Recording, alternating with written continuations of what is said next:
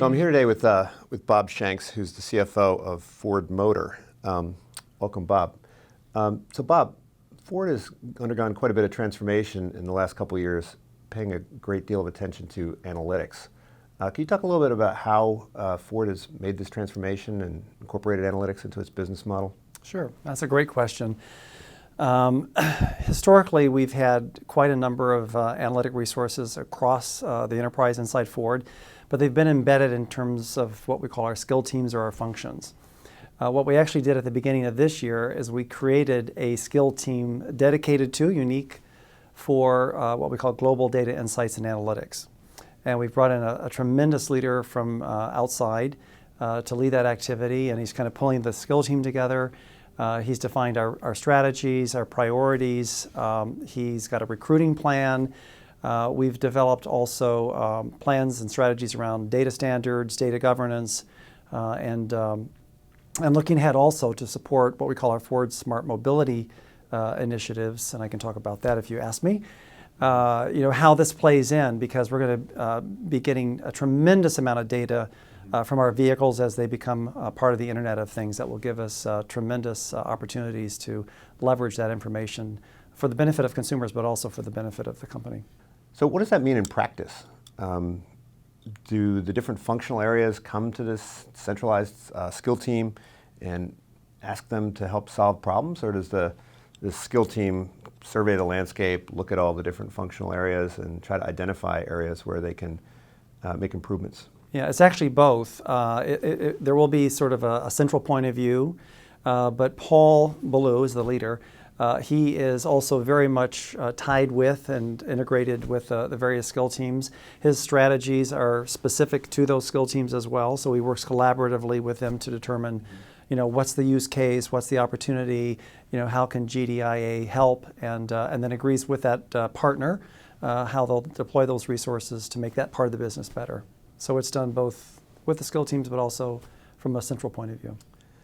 So as CFO, you're responsible for all of the financial reporting for Ford and all the different divisions for evaluating the profitability, the cost structure, and so forth.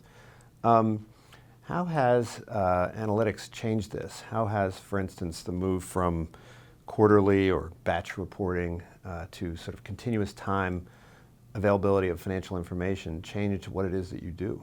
I'd have to say at the moment, the analytics support of that activity probably is relatively limited.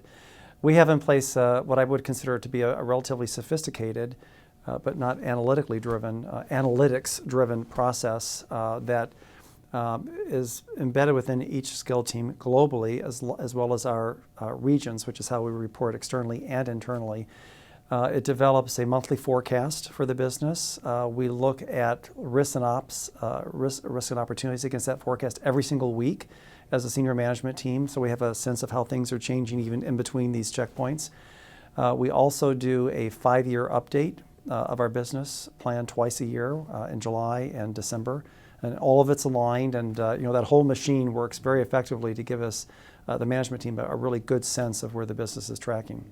So I think probably as we move forward, analytics may be able to make that process even better and more effective. But right now, I would say it's just driven more by, I would call it normal, finance skills and hard work. So as Ford has transformed itself from more or less a straightforward manufacturing company into one that's really a technology company, maybe even a software company or a data company, the type of innovation that takes place has changed as well. It's presumably a little bit more disruptive, a little more discontinuous. And in order to get funding for these research efforts, for these innovative investments, you have to go through the CFO. CFO is usually the guy who says no to these projects.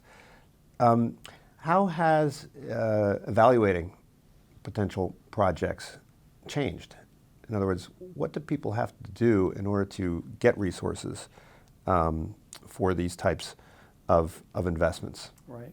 Well, I would hope what you described is not how people would talk about the CFO, because I don't think that's true in the case of Ford.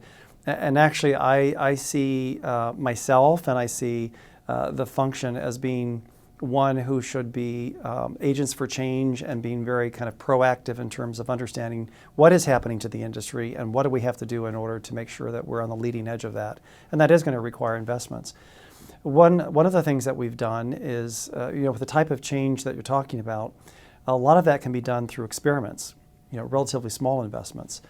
And that's certainly what we're doing. We're making small bets with the expectation that most of them actually will fail, but with the intent of learning from those experiments and then obviously feeding that back into the overall, learnings and process as we go forward to create more successful ventures going forward. So we've agreed with the rest of the team an appropriate amount of resources, both talent as well as capital, that we'll put aside to play around with, if you will, in this sandbox, and that's how we're managing that. When we get to bigger bets, once we've had the successes and we understand what it is we do want to move forward within a more meaningful way, we'll go through the normal process to understand what the return on invested capital will be from a holistic point of view. Great. Thanks so much for coming in. Thank you. It was a pleasure.